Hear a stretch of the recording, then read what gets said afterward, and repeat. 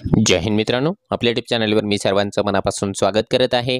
आजच्या व्हिडिओच्या माध्यमातून आपण शिक्षक भरतीच्या संदर्भामध्ये शिक्षण मंत्री यांनी नवीन नियम लावण्याचा या ठिकाणी जे आहे सूतोवाच केलेला आहे। कोणता नियम तो असू शकतो आणि त्यामागे काय कारण आहे त्याविषयी आपण सविस्तर माहिती या व्हिडिओच्या माध्यमातून जाणून घेणार आहोत। परंतु तत्पूर्वी आपण जर चॅनलवर नवीन असाल तर आमचं चॅनल सबस्क्राइब करा, साईडचा जे बेल आयकॉन आहे त्याला देखील प्रेस करा, जेणेकरून शिक्षक भरतीच्या संदर्भामधल्या कोणत्याही माहितीचे अपडेट आपल्याकडून मिस होणार नाही। चला तर मित्रांनो, बघूया नेमकं कोणता तो निर्णय आहे जो की नव्याने येऊ घालतो आहे।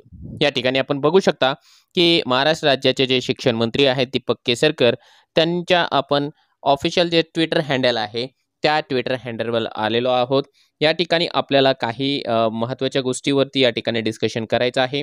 माननीय शिक्षण मंत्री जी महोदय आहेत त्यांचं जर आपण आत्ताचं लेटेस्ट वाला जर ट्विट बघितलं, हे बघा तुम्हाला या ठिकाणी दिसत आहे, त्यांनी एक ट्विट केलेलं आहे आणि त्यामध्ये ते सांगतायत की सिंधुदुर्ग जिल्हा परिषद शिक्षक भरती स्थानिक डीएड पदविका धारक बेरोजगार उमेदवारांना शिक्षण सेवक म्हणून सामावून घेण्यासंदर्भामध्ये महत्त्वपूर्ण बैठक पार पडली आणि या बैठकीमध्ये सकारात्मक चर्चा घडून आलेली आहे।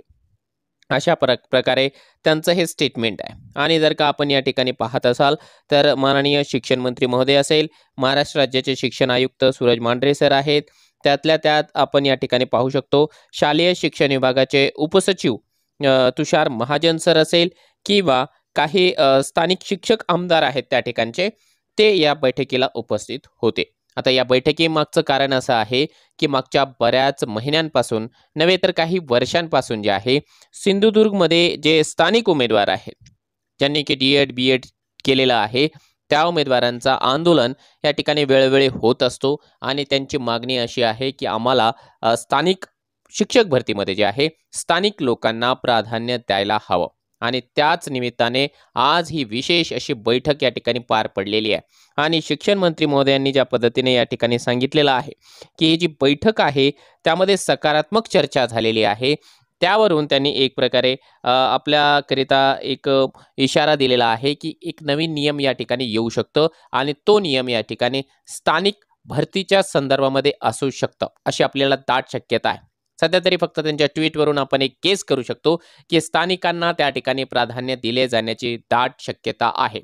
आता असं जर घडलं तर निश्चितपणाने काही लोकांना त्याचा आनंद होणार आहे, म्हणजे जे स्थानिक सिंधुदुर्ग जिल्ह्यामधले निवासी आहेत त्या उमेदवारांना निश्चितपणाने या ठिकाणी आनंद होईल।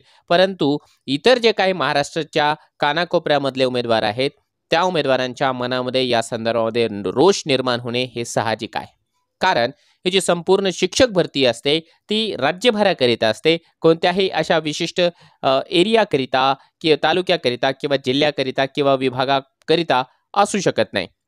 कारण असं जर घडत राहिलं तर निश्चितपणाने प्रत्येक जिल्ह्यातले उमेदवार देखील सेम पद्धतीची मागणी करण्याची शक्यता नाकारता येणार नाही। कारण आमच्या परभणी जिल्ह्यातले उमेदवार म्हणतील की आम्हाला ही या ठिकाणी स्थानिक लोकांना प्राधान्य द्या, कोणी इकडे जालन्याचं असेल तर तेही लोक म्हणू शकतील या ठिकाणी की आम्हाला आमच्या जिल्ह्यामध्ये प्राधान्य देण्यात यावं। आता या संदर्भामध्ये नेमकं काय निर्णय केला जाईल तो तर येणाऱ्या काही दिवसांमध्ये आपल्याला समजेलच, परंतु सध्या जे आहे सोशल मीडियावरती हा जो विषय आहे तो मोठ्या प्रमाणावरती ट्रेंड करत चाललेला आहे।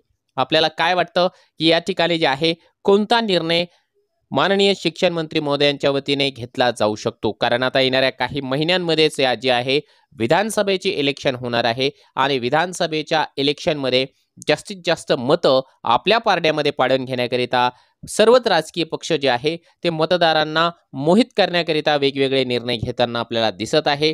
त्याच धर्तीवरती हा देखील एक निर्णय असू शकतो का, किंवा कोणता निर्णय असेल आणि खरंच असा निर्णय झाला तर त्याचे काय फायदे किंवा नुकसान असू शकतात ते देखील निश्चितपणाने आपण या व्हिडिओच्या कमेंट बॉक्समध्ये कमेंट करा।